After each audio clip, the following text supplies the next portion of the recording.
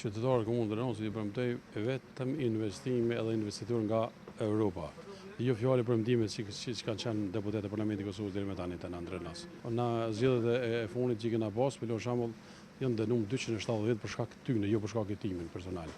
270 dikun pavarësisht 985.000 euro kushtojnë vlera tyre që i kanë humbë qytetarët e Dranosit. Kemi dy projekte që janë shumë të fuqishme.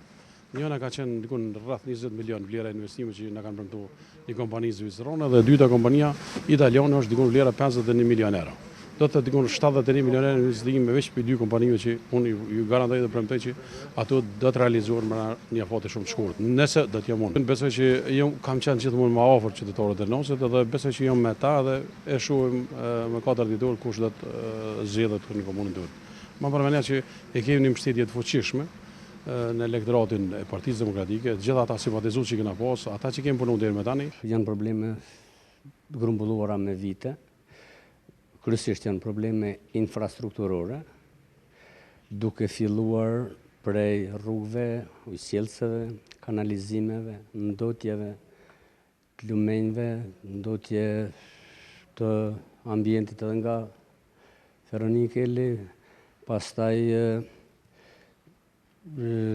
shëndetësia që të thush dikuj në shekullin 21 komuna e Dranosit nuk ka barnatore për barna esenciale, është diçka absurde.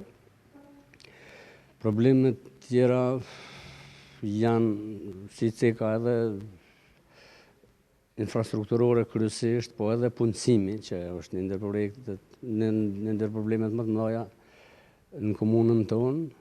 Unë kam njëri që ka pas mjaft investitor, kanë ikë për arsyet ndryshme që nuk du t'i ceki tani. Në shumë dikastere, drejtori nuk janë të nominuar ata që kanë vizion, kanë ide, ose profesionalisht nuk kanë atë detyrë të vetën. Fusha Mollës është i quajtur në Vrbovc, një vendi ku ka ujë mineral që del, nuk shfrytëzohet. Mund të bëhet atë një digë, prapë të krijohet atë një liçe artificial. E dini, besoj për ujët e Poklekit e dini të gjithë, domethënë ai buron ashtu derdhat kot. Shumë komuna, me sa di unë, me sa i mor vesh,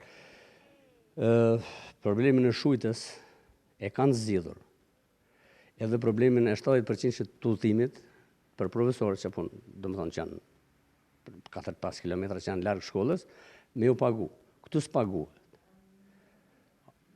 Pse nuk paguhet? Ato, po që se unë të kisha mundësi, më njëherë atë problem zgjidhet. Ai problem zgjidhet me